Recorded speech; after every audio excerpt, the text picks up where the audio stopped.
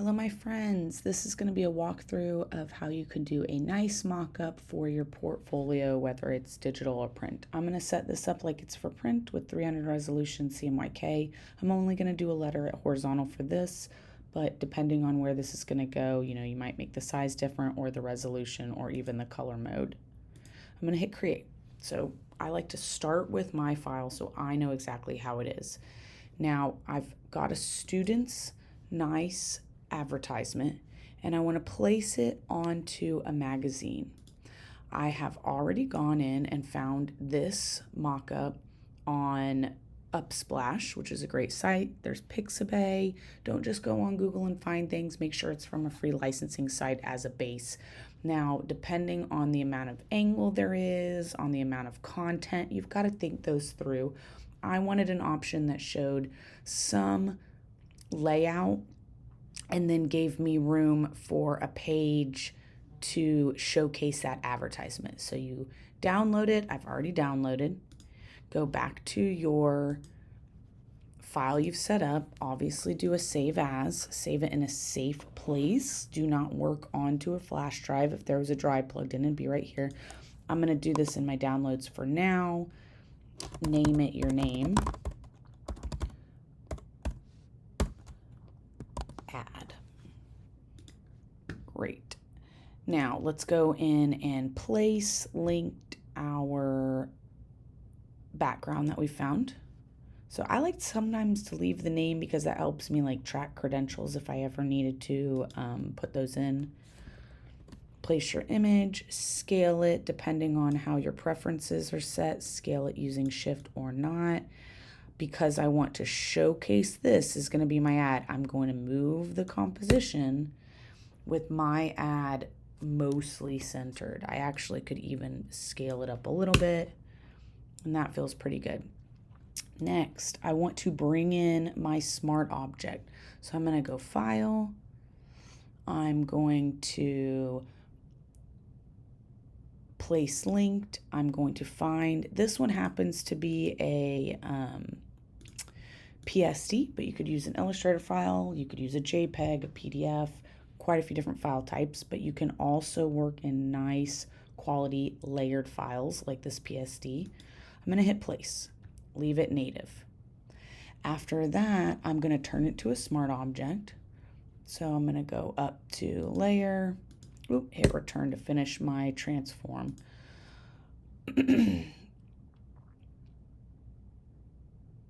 I'm going to go up to layer, convert, smart object. Great. Now I'm going to transform it again, but I have more control. So I'm going to Command T on my keyboard. Now this only allows me to scale, so I can kind of get it close. Then I can use Command while I'm dragging corners. Hold the Command key, hold the mouse. I'm still holding the Command key. Still holding the mouse. Pull it into shape. Now, once you need these rounded corners, let's go in and create, you can already see it's starting to come together. But let's go in and create a warp. So we'll go under Edit, Transform Warp. This gives us some roundness. So if your option that you chose is straight lines, you don't necessarily need this step. This is when there's a little curve. Now be careful because this is now laying out this true 3D curve. So if you start to mess with some of these things, it starts to mess with the whole image. So be very cautious in what you are doing and pulling because you want it to still look real. Hit return when you're done. That's pretty close. Let's take it up a notch. We also have this little thumb showing. So let's get in there and mask out. Let's use a mask. Click on our, let me bring this up just a little bit for you guys to see better. Click on our mask button while on that smart object layer. Turn down the layer just a bit so I can see what I'm working with. I'm a huge fan of my polygon lasso. Zoom in. I'm going to grab that thumb. I don't want points per se, so be careful in what you're grabbing, but I'm also trying to be kind of quick for the sake of this lesson. Take your time. Get back around, get those dancing ants. Dump black paint into that while you're on your mask, not the thumbnail. This matters. This one's highlighted right now. Bam. Command D. Turn your opacity back up.